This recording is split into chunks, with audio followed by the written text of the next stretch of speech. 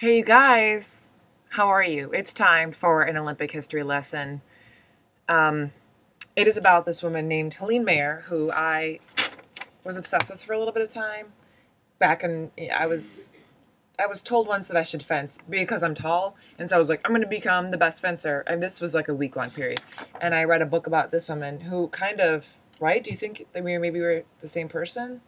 Do you think I was her in my past life? It's up for debate.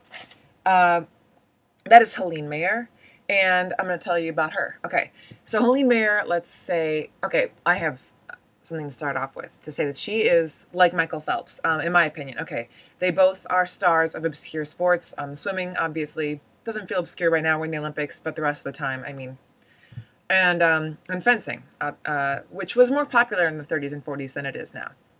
And they both, I have a crush on both of them.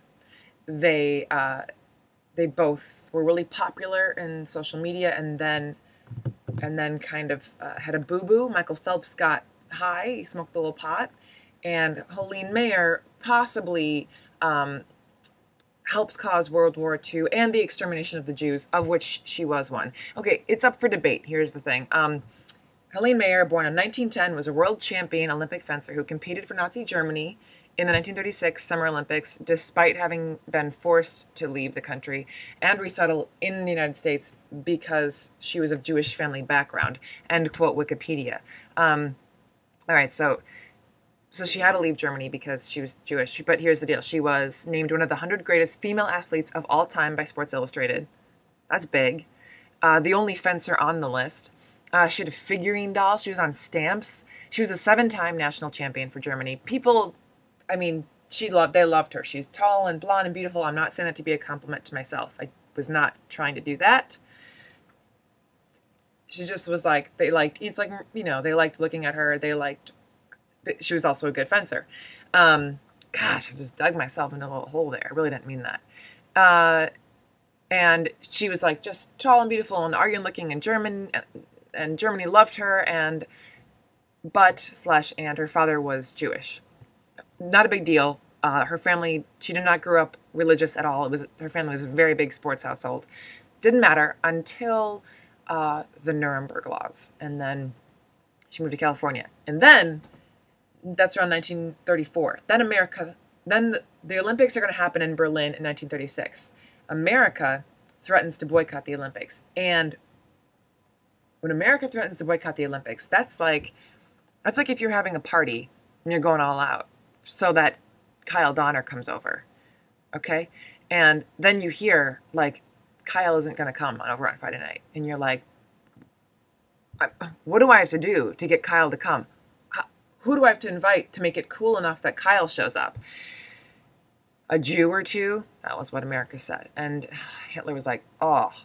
And then I'm sure someone was like, well, we could invite Helene Mayer. And then Hitler was probably like, give me a little more. I don't know who you're talking about. And they were like, she's our national champion, last year, the year before that, the year before that. She won gold for us 4 years ago. And then Hitler was like, so, you're saying, so she's the best. And they were like, yeah. And he was like, but she's Jewish. And they were like, yeah. And he was like, ugh. And then they said, well, she's half Jewish, and she's tall and blonde, and she's like Aryan looking, and that it'd be good. And then he was like, so America will come if we invite her. And they were like, yeah. So he extended a personal invitation to her, and here's the thing: if she said no, then America might have boycotted. Germany wouldn't have gotten the hyped up pride that it did from hosting those games. Leave that open-ended because she said yes. But she did make a request, or a demand, mostly a request, that Hitler declare her a German citizen after the games. And she said, that's the one thing I want. And he said, just come. We'll talk about it later. Just get over here and we'll see. And that was good enough for her. And she saluted Hitler in the opening ceremonies. And she fenced her heart out for Germany, the country she loved. She's torched the competition, and then the final bout, tinkering of swords against this Hungarian little pit bull that's like half her size. Her name is all vowels. I'm not even gonna try.